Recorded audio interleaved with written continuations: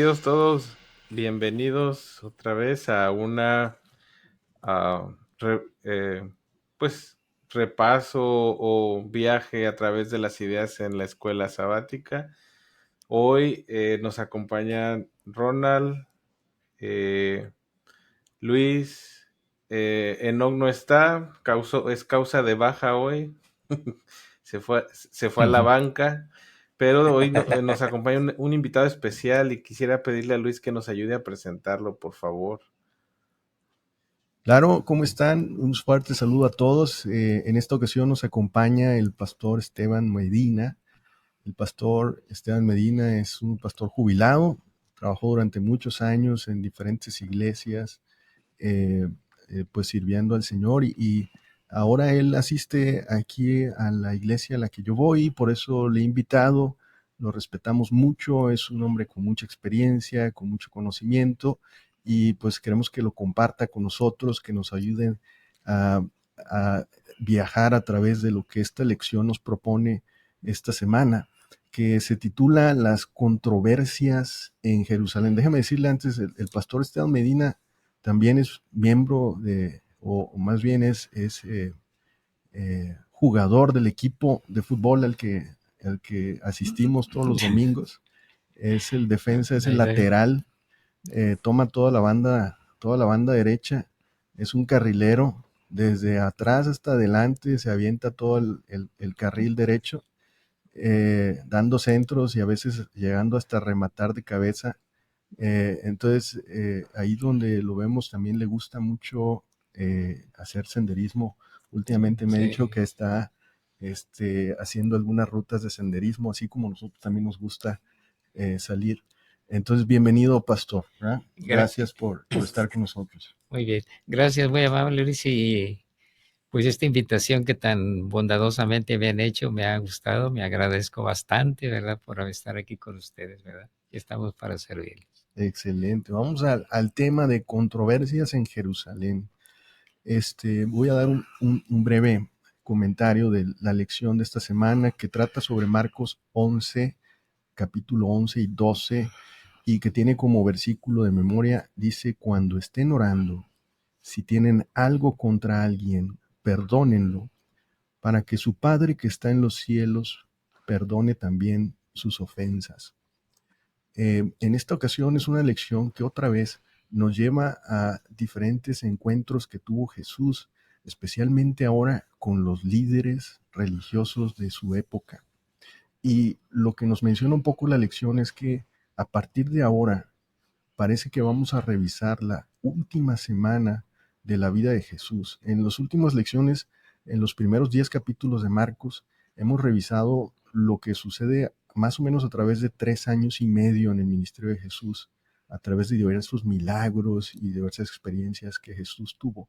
Y a partir de ahora, esa narrativa se va reduciendo y se va acelerando un poco para ahora explorar a partir de Marcos 11 los últimos eventos de la vida de Jesús. Y en esta lección vemos cómo Jesús se confronta con los líderes religiosos en diferentes temáticas, donde casi siempre quieren como que entramparlo con las preguntas que le hacen, y Jesús siempre tiene una forma de contestar, me decía el pastor, breve, concisa y con un mensaje muy profundo. Y en esta semana nos dice la introducción que eh, analiza qué hace que las personas se opongan a Dios, como estos líderes se oponían, ¿no? Y a su vez considera qué pueden hacer los cristianos para superar los prejuicios y hablar al corazón de quienes se resisten al llamado de Jesús. Interesante, interesante propuesta, pastor. Quisiera que usted nos diera como que un bosquejo de qué es lo que nos presenta la lección esta semana. Muy bien, miren, esto es justamente lo que yo quiero subrayar. O sea, ¿qué hace? ¿Qué hace que las personas se opongan a Jesús? Ahora, ¿qué hacemos nosotros? ¿Qué podemos hacer para resolver esa situación? Porque ahora a quienes confrontan ya no es a Jesús, si no tenemos nosotros que enfrentar la confrontación. Entonces, ¿qué hace que las personas se opongan a Jesús? Ahora, como bien señalaba Luis, estamos ante la última semana del desarrollo del ministerio de nuestro Señor Jesucristo. Y lo interesante es que está muy bien marcado. Por ejemplo, el capítulo 11, sabemos que es el día 9 de Nisan. Algunos teólogos dicen que el 30, otros el año 31. Pero este del 11, capítulo 11 hasta el versículo 11, es el día 9 de Nisan, domingo. Pero aquí mismo nos dice, entró Jesús en Jerusalén y en el templo, y habiendo mirado alrededor todas las cosas, como ya anochecía. Ahora, depende también del horario que nosotros tomemos. Si tomamos el horario bíblico, Génesis 1:1 dice, y fue la tarde y la mañana del día primero. Quiere decir que si ya anochecía, estamos hablando que entró en el templo el día lunes, si aplicamos bíblicamente el horario. Si lo aplicamos como en la actualidad de 12 a 12, entonces anochecía sería todavía el domingo, ¿sí? Entonces, así nosotros podemos ver cómo inicia un día, verso 12, al día siguiente, sería lunes. Y luego continúa diciendo el verso 19, pero al llegar la noche. O sea, si ustedes notan, está muy marcado los días que van continuando, ¿verdad?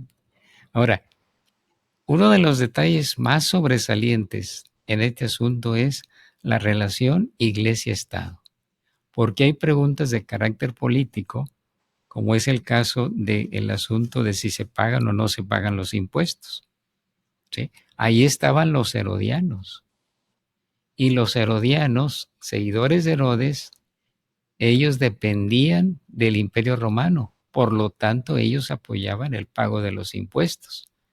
Pero ahí estaban los fariseos, que se oponían al pago de los impuestos. Pues establecen una alianza, los que están a favor y los que están en contra, para entrampar a Jesús. Era una pregunta de carácter político, porque los herodianos eran un partido político. Luego, la otra pregunta de la resurrección, están los saduceos. Y es interesante que los saduceos, a pesar de que no creían en el Espíritu Santo, ni en los ángeles, ni en la resurrección, la mayoría de ellos eran sacerdotes. Y generalmente el sumo sacerdote era saduceo, solo que había una cláusula. Ellos no deberían de dar a conocer su posición, vamos a decir, en sus prédicas, en su modo de vida. Pero eran saduceos y eran sacerdotes. Ahora, imagínense una persona que no cree en el Espíritu Santo, si podría abrirle su corazón a Jesús. Es un cuestionamiento que hace la lección desde el principio, ¿no? Cómo todos estos líderes se resistían, ¿no?, a aceptar a Jesús. Y a pesar de que lo conocían lo que había hecho, habían visto lo que ha hecho Jesús, y aún así, pues fue rechazado. Y entonces la propuesta que hace la lección me hace muy interesante al decir, bueno, estas personas, ¿qué hace que se opongan, no? ¿Por qué están sus corazones tan duros? Y luego, bueno, en el día de hoy,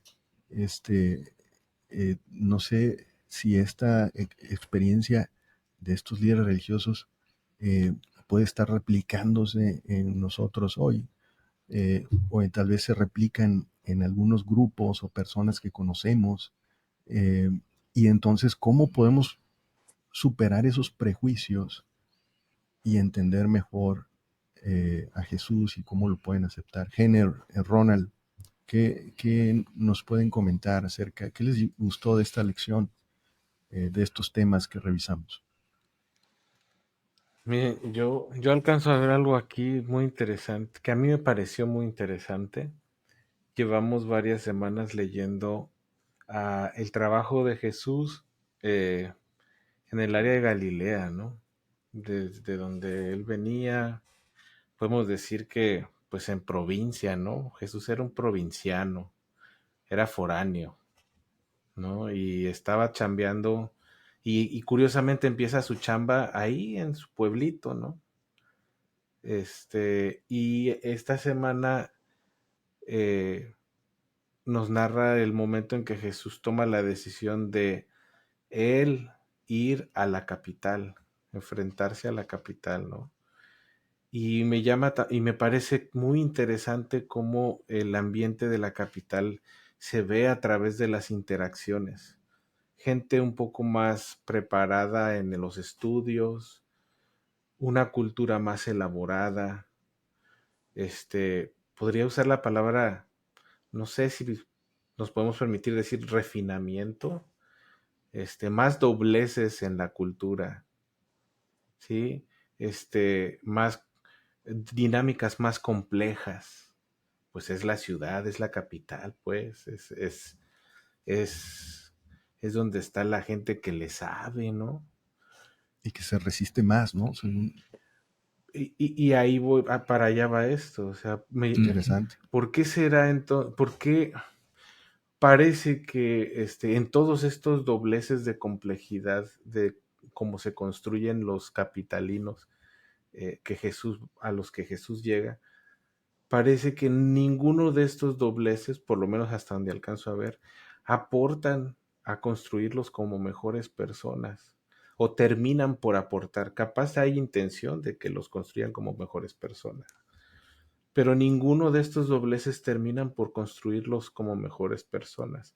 Es más, las consecuencias que alcanzamos a ver en la narrativa de esta semana es que vemos a capitalinos que son, ahí se me iba a salir una palabrota, pero que son más, pues son medio tóxicos, pues, son bien envidiosillos entre ellos, no, y también, sí, entre iglesias, entre congregaciones de la capital, se echan tierrilla entre ellos, entonces, pareciera que estos dobleces de complejidad, de refinamiento cultural, terminan por producir gente refinadamente tóxica, ¿no?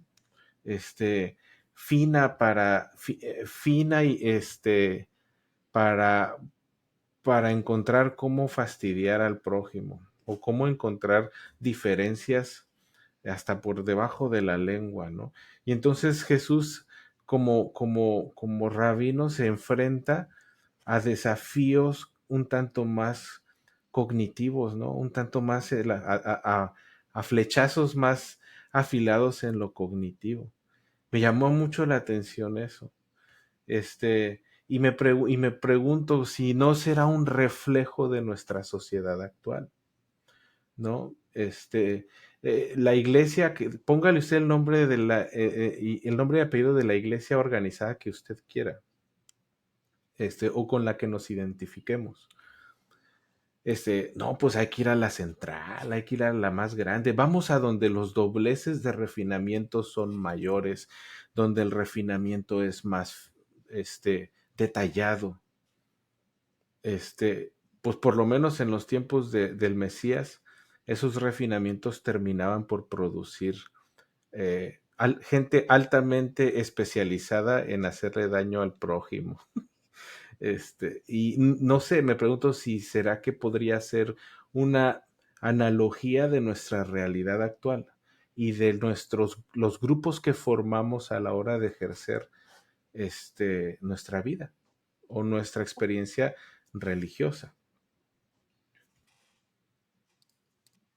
Muy interesante lo que planteas, Ronald.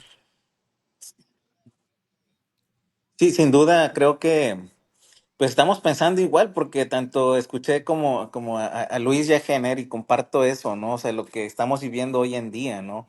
Me gustó una palabra que Luis usó, que era confrontar. Jesús podía confrontar la palabra y versus pelear, ¿no? A veces esa parte entre pelear y confrontar, yo creo que hay una distinción. Muchas veces probablemente uno al defender, entre comillas, la verdad, ¿no? Instamos en armas, nos levantamos con esa pelea. Sin embargo, un confrontamiento no es una pelea, un confrontamiento es como cómo se dirá aquí, Jenner, que tú eres en las ciencias, ¿no? Como basado en evidencias, ¿no? Como cuestiones muy evidentes de un confrontamiento que el mismo Jesús podía hacer tanto teológicamente como prácticamente, o sea, como en la práctica. Y creo que esa parte a veces ha sido muy difícil en ese tiempo poder comprenderlo y creo que ahora mismo también se hace muy complejo entender esa parte. La practicidad de Jesús versus la complejidad como nosotros los Capaz, estamos viendo, ¿no? aprovechando ahí y aportando sobre lo que Ronald plantea. Jesús no fue, ahí les va, capaz un comentario ruidoso. Jesús no fue a la escuela de iglesia, tampoco fue a la universidad de la institución, no le tocó colportar, tampoco comía salchichas de tofu. Jesús se formó su identidad en la provincia. Y eso es muy contraintuitivo a cómo vemos la vida ahora, ¿no? Todos somos profesionales aquí, ¿no? Y cuando uno piensa, ok, ¿en dónde me gustaría formarme? Ah, no, pues piensas, ¿cuál es el centro? Por ejemplo, Luis, ¿no? Luis es cardiólogo. Oye, pues no te vas a ir con todo respeto, ¿no? Pero a San Juan de las Pitayas a hacer cardiología. Vas a buscar el centro más renombrado y vas a tratar de formarte ahí, ¿no? Es lo que dice la intuición, ¿no? este, o si quieres hacer ciencia en cierta área, pues vas a buscar el grupo de investigación más respetado o consolidado y pues vas a tratar de ver si te dan un espacio ahí para hacer tus posgrados ahí. Es lo que dice la intuición actual o lo que dice la intuición capitalina, usando la narrativa, ¿no? De esta semana. Jesús hizo todo lo contrario. Jesús se crió en Galilea, de donde decían, de Galilea puede salir algo bueno. Este, ¿cómo dirían? Puro rupestre sale de ahí, ¿no? Nomás le faltó decir ahí a los contemporáneos, ¿no? Pero ahí se formó, ahí hizo su licenciatura, ahí construyó identidad.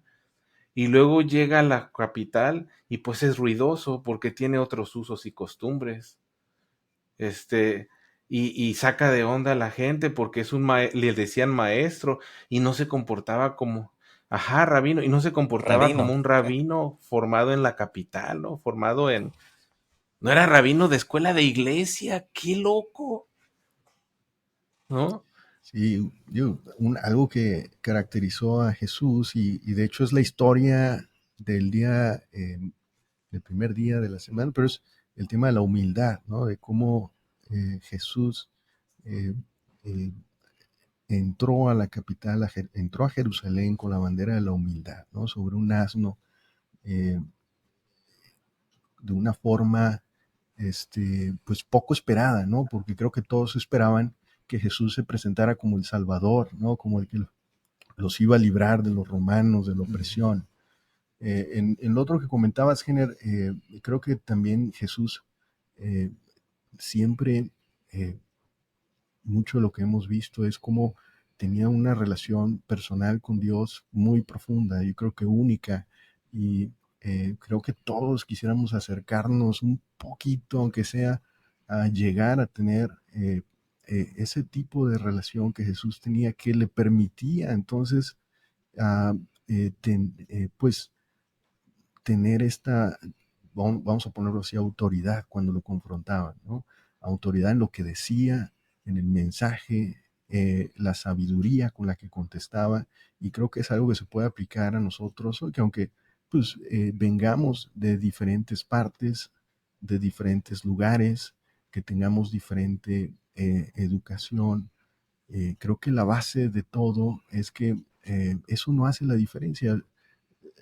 Debemos de mantener una relación profunda con Dios, en la oración, en la fe, y ser humildes como Jesús cuando entró pero yo le quería preguntar aquí al pastor del siguiente tema.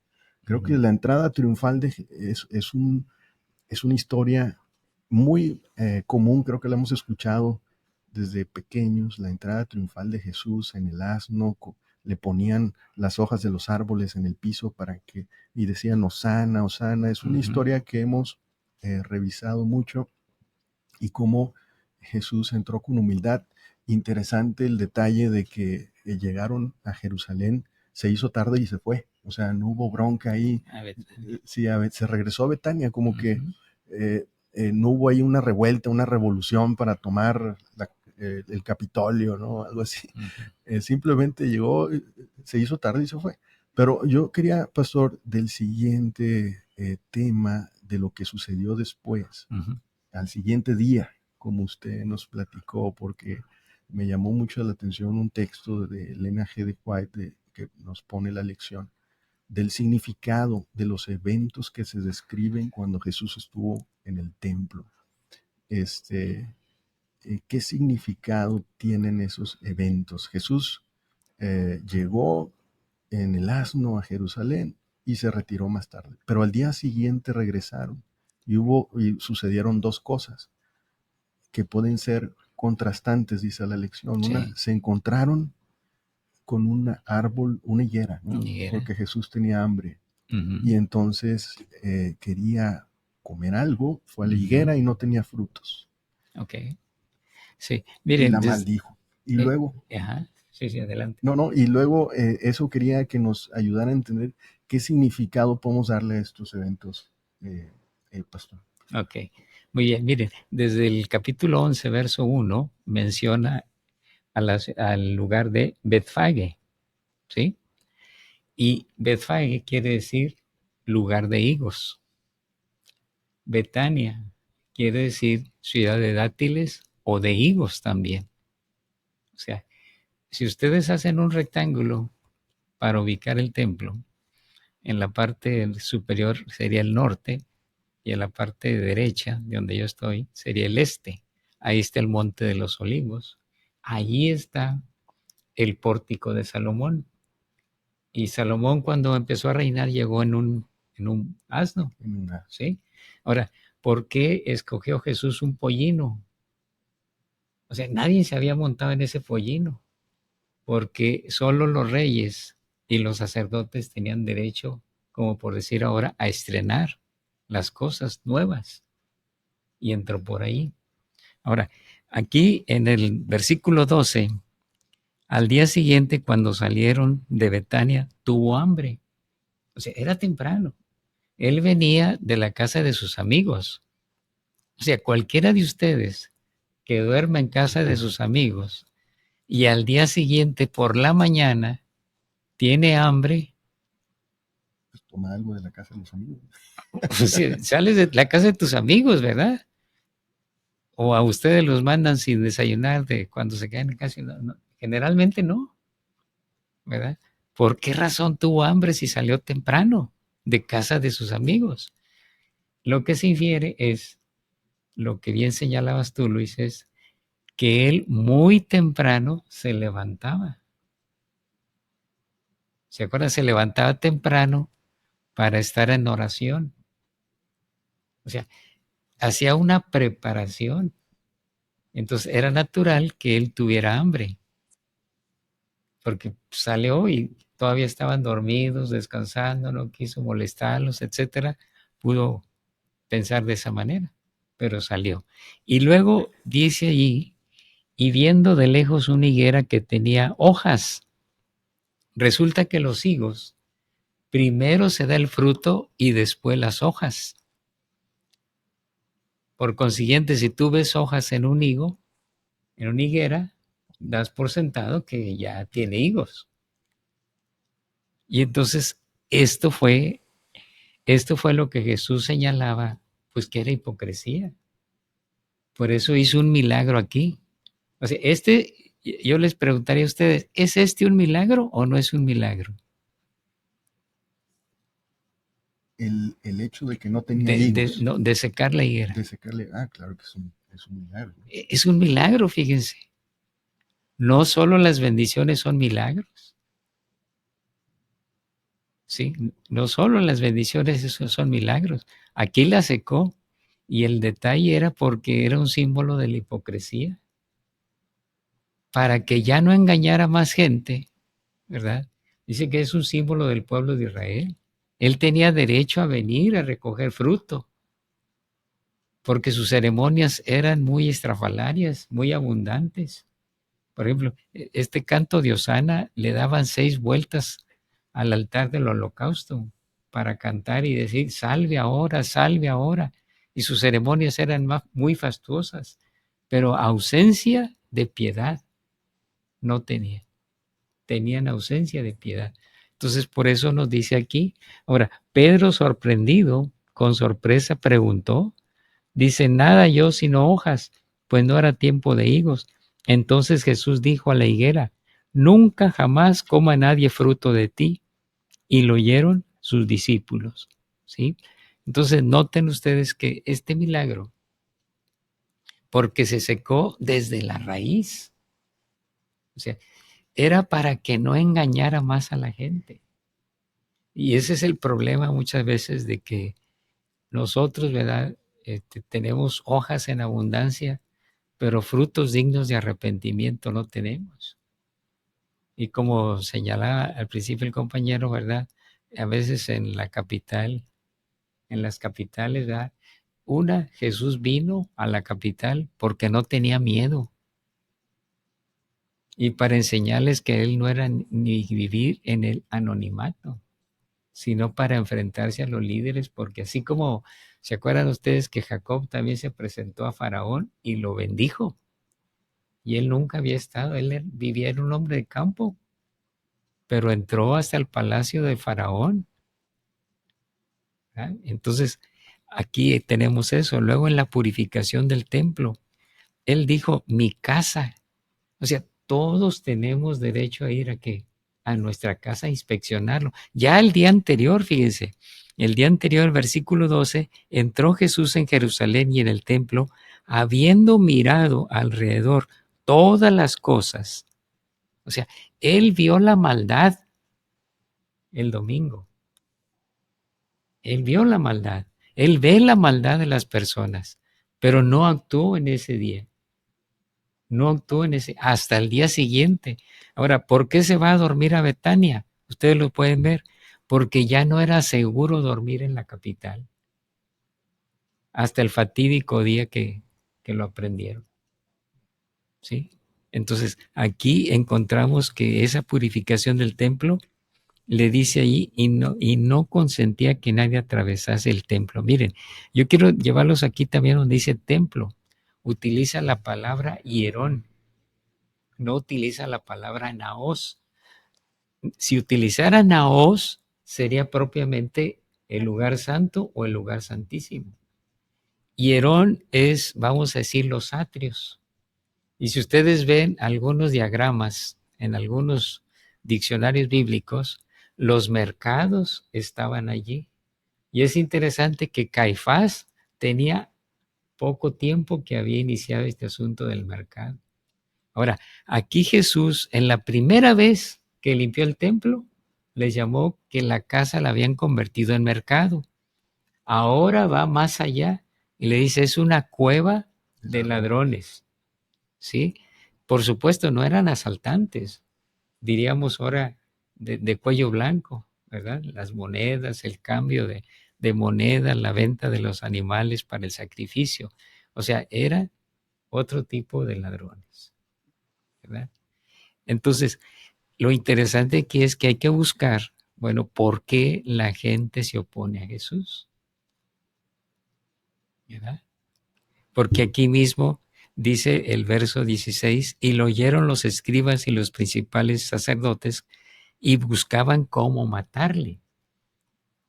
Ellos deberían de haber comprendido que si lo mataban, cesaban los sacrificios del templo, porque era el cumplimiento de la profecía. O sea, se les acababa el negocio, ¿verdad? Es como Pero no decir, se dieron cuenta de eso. no se dieron cuenta de eso. A mí me pareció muy interesante le dice ironía, le dice la lección, ¿no? Ajá, Que al acabar con un Jesús, razonamiento irónico. al querer acabar con Jesús, estaban acabando con su negocio.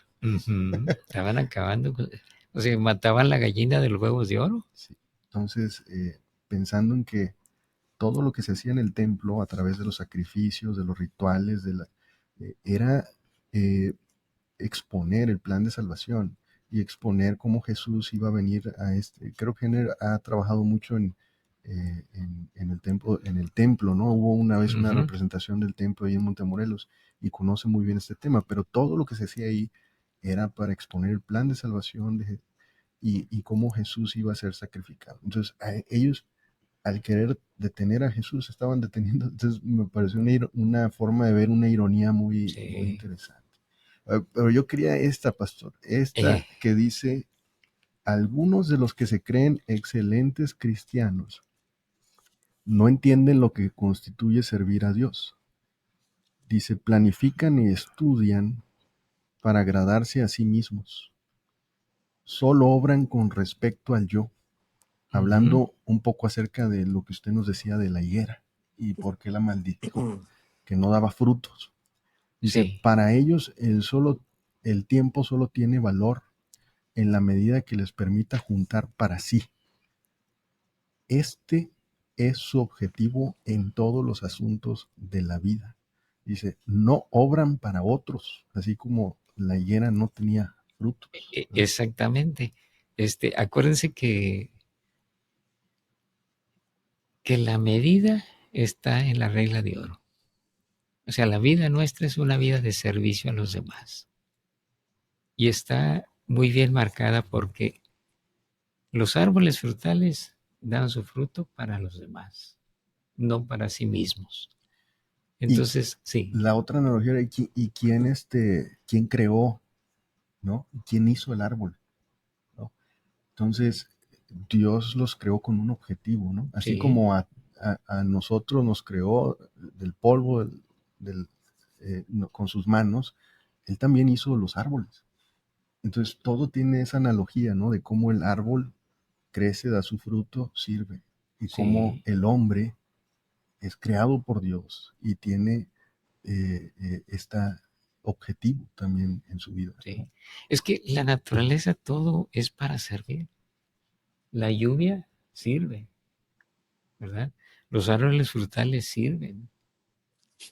Las plantas les sirven a los animales.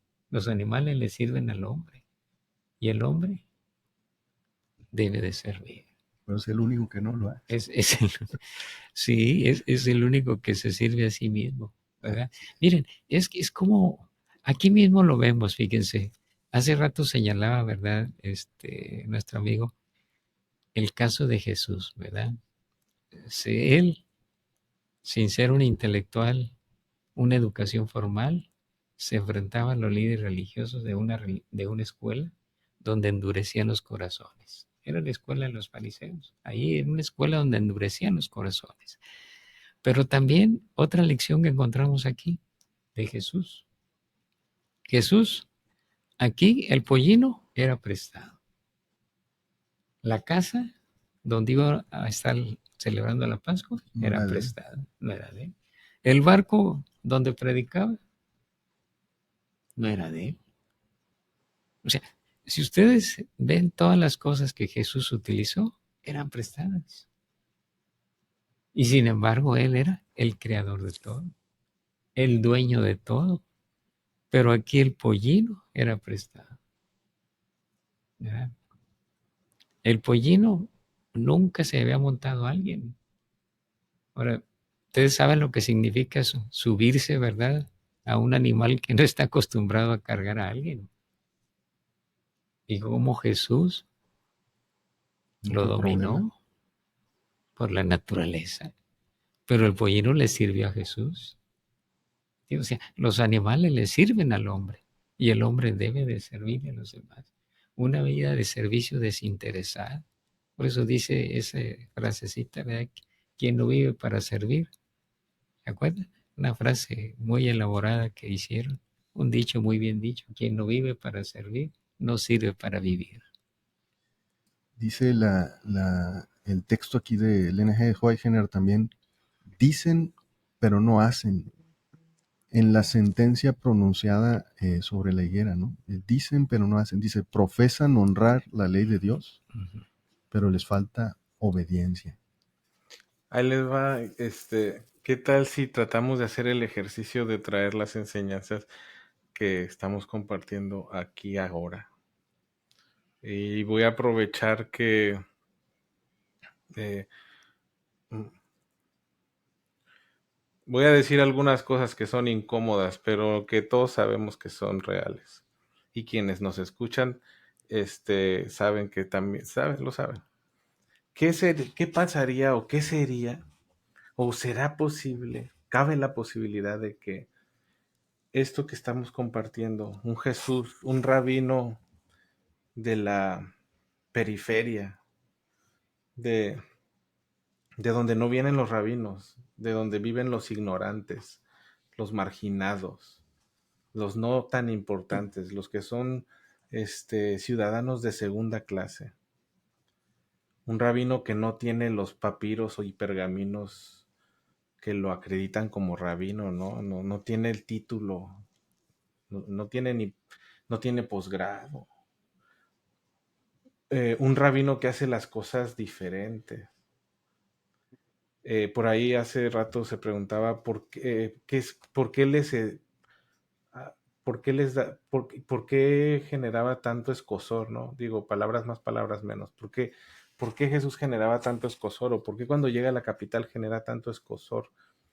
A mí me llama la atención que genera escozor con ciertas personas. Hay una sección de la población que lo abraza y lo arropa.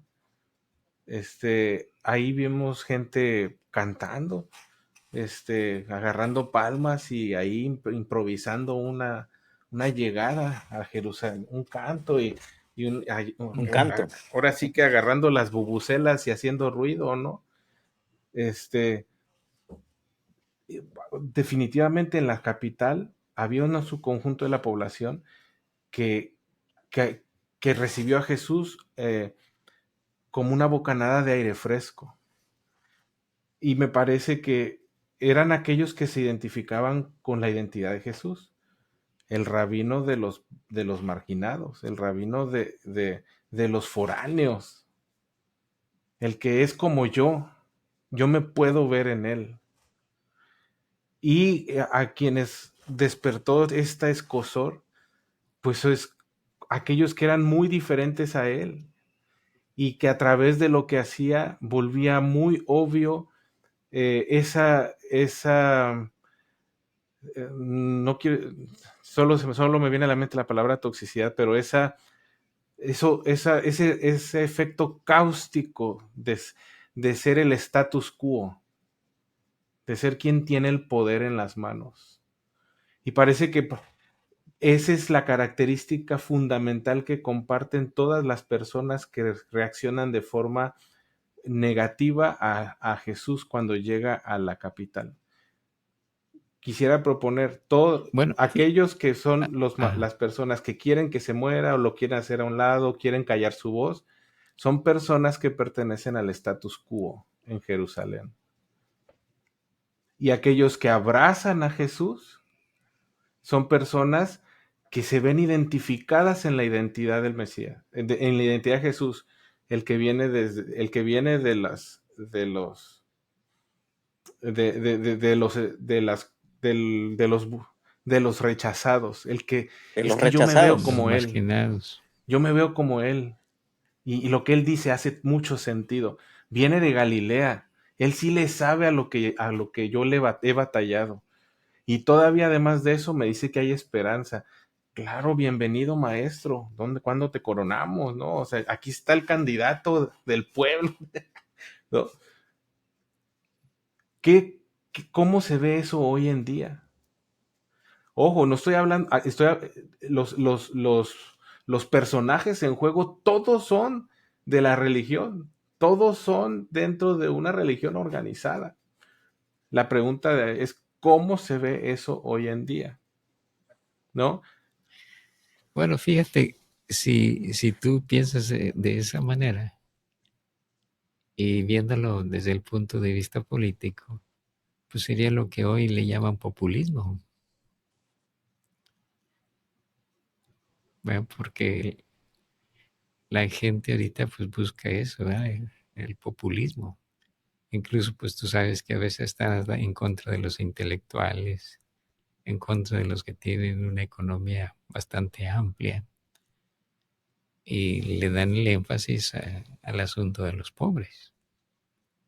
Y llegaríamos a pensar, en la época en que yo estaba en preparatoria, por ejemplo, se pensaba a Jesús y lo tachaban como que era un socialista, un comunista, allá por el 68, ¿me entiendes? Cuando surgió mucho el asunto de movimientos de estudiantiles. Yo en esa época estaba en la Universidad de Tamaulipas y a Jesús, al Che Guevara, a Castro, y había un francés, no recuerdo ahorita cómo se llamaba, pero dentro de esa categoría con Marx, Lenin, etcétera, se catalogaba a Jesús, ¿verdad?, como socialista, como comunista. Si así lo vemos, ¿verdad? Pero el espíritu profecía, en el capítulo que dice, tu rey viene, decía todas las gentes, dice que quienes acompañaban a Jesús, dice, Lázaro era el que conducía el asno. ¿Sí? Lázaro. Que era muy diferente a un conquistador, porque ahí venían los ex ciegos, ex cojos, ex paralíticos, todos los ex que había sanado a Jesús estaban allí. Pero también nos dice que mucha de esa gente que ese día gritaban y cantaban Hosana, etcétera, etcétera, más tarde estaban dentro de la multitud que decía, crucifícale, crucifícale. Esos mismos. Sí. Entonces, por eso es muy importante, como señalaba Luis, bueno, una figura sin dobleces. O estás aquí o estás allá. O sirves a Dios y sirves al prójimo, porque ese es lo que más, la pregunta que después el escriba hizo a Jesús. ¿Cuál es el más grande mandamiento? Y podríamos decir también, dentro del conjunto de los escribas había gente honesta, sincera y verdaderos adoradores. Sí, Ronald, a mí me gustó la analogía cuando Jesús, creo que el tema de la hipocresía, de la sinceridad en lo que dices y en lo que haces, fue un tema que vi en la lección, ¿no? Y en ese aspecto, al Jesús limpiar el templo, creo que se presentaron dos aspectos, uno como uh, externo y uno interno. Voy a plantearlo así, uno externo en el que al limpiar el templo, pues estaba haciendo una crítica y un regaño fuerte yo creo, a las instituciones que son corruptas, que que solo ven por el yo, por lo propio, y que no ayudan a los demás, porque decía que en el templo se hacían negocios y lo que se vendía en ese mercado, pastor, Sí. había parte para los... Sí, era de ellos, el negocio era de ellos. Entonces, es una crítica definitivamente a todos los sistemas que abusan de los creyentes, ¿no?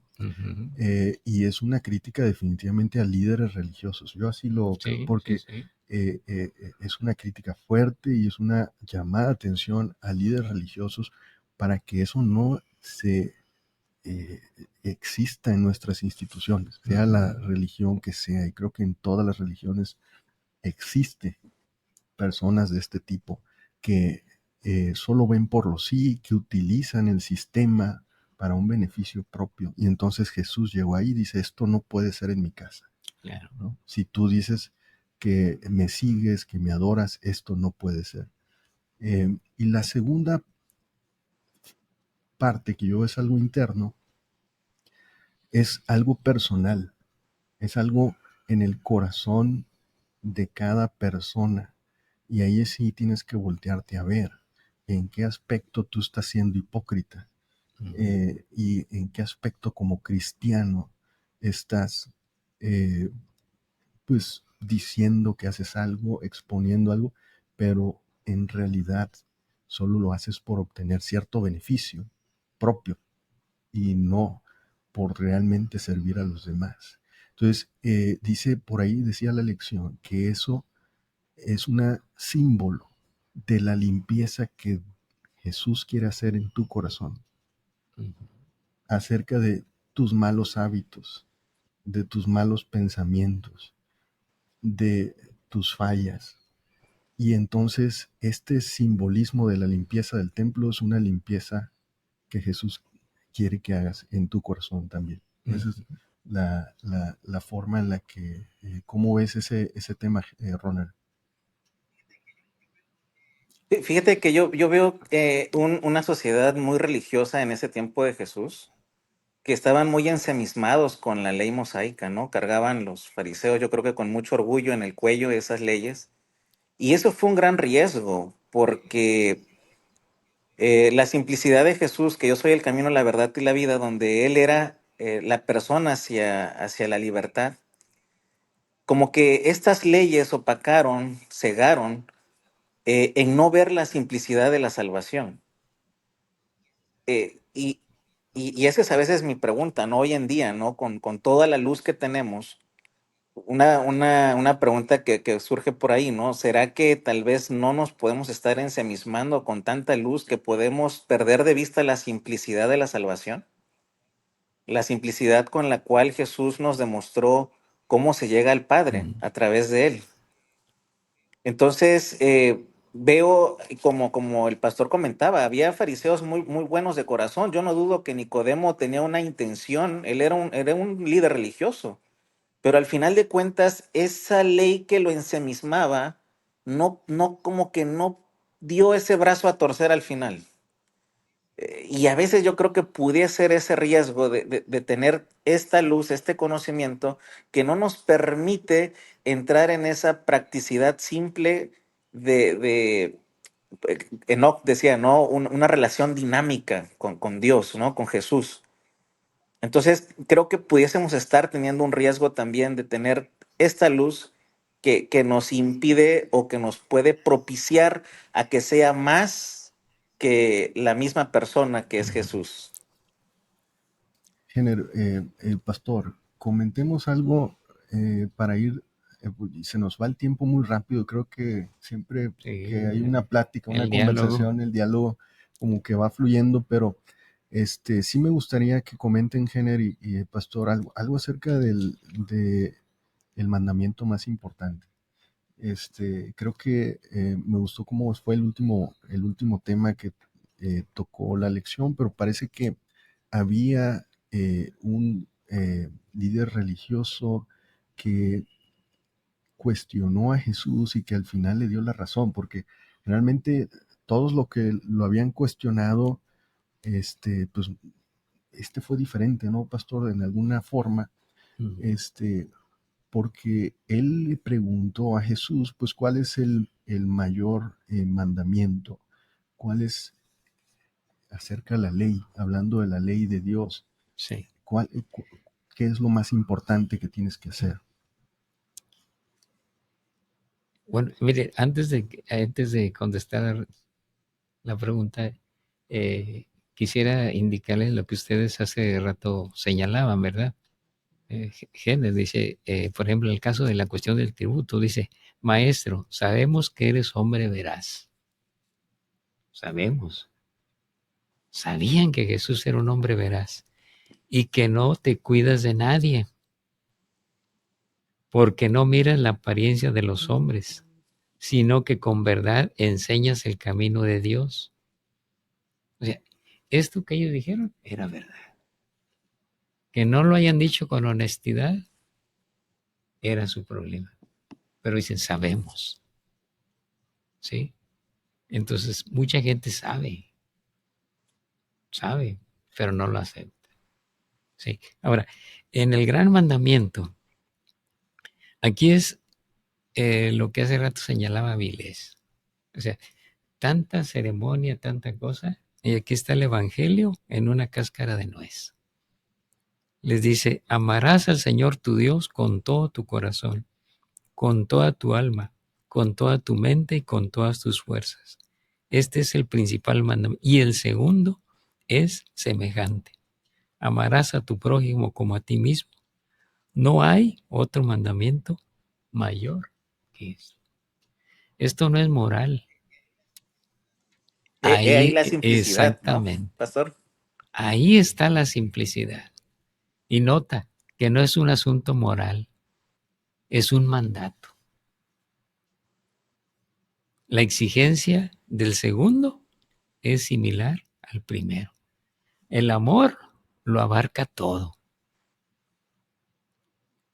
¿verdad? Lo abarca todo. Tanto lo que es, ¿verdad? Los sentimientos, pensamientos, emociones y la energía física. Caso del matrimonio, el amor abarca todo. Tú amas a tu esposa con tus sentimientos, con tus pensamientos, con tus emociones y con tu energía física. Y eso es lo que demanda el Señor. Para Él tiene derecho y para nosotros es un deber. Y el segundo mandamiento es una exigencia similar a la primera. Y no es un asunto moral, es un mandato. Jenner, a ti que te gustan las definiciones en el tema del amor, así como hemos hablado la verdad, pero ahora del amor, me llamó la atención cómo la lección lo planteó. ¿Qué te parece a ti cuando dice ama a Dios y ama a tu prójimo? Creo que este, actualmente hay ciertas tendencias eh, a irnos más por dentro de las tendencias religiosas y espirituales, eh, a irnos mucho por el tema del amor, pero no comprender muy bien el concepto. Y luego lo otro es irnos mucho por el amor al prójimo,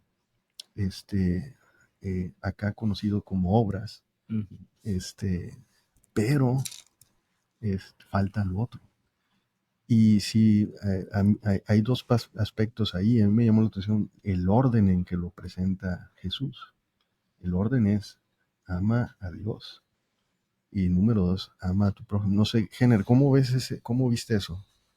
Pues yo quisiera proponer, igual construyendo sobre lo que han compartido tanto el pastor como tú, Luis, Ronald, que eh, me parece que el común denominador en lo que en Marcos 12, 28 al 34, el mandamiento más importante es el vínculo.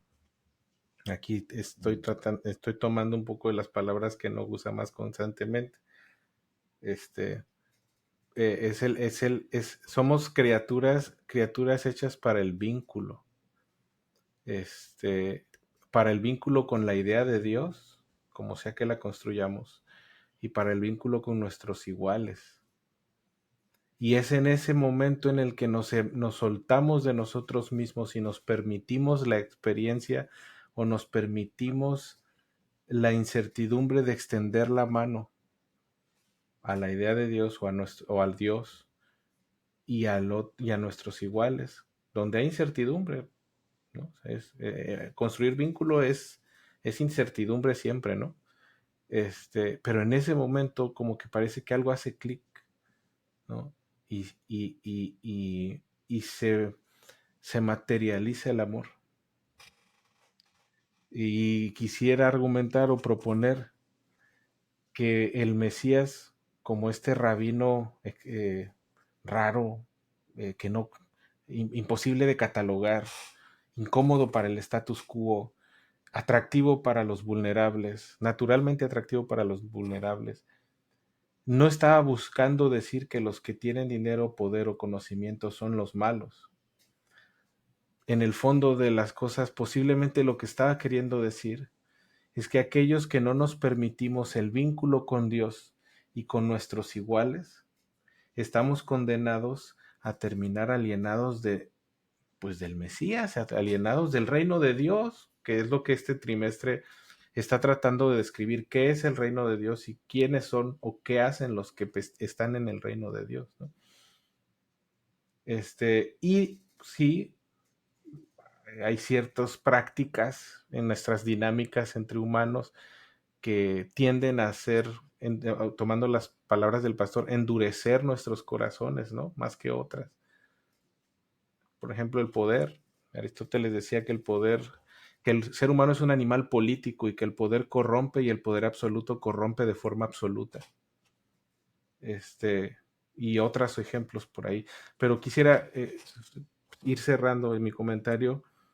Para mí el común denominador o el concepto fundamental, esencial, es que estamos hechos para el vínculo, pero para que eso suceda tenemos que amistarnos con el hecho de que vamos a ser vulnerables al iniciar un vínculo, dependiendo cómo sea nuestra idea de Dios.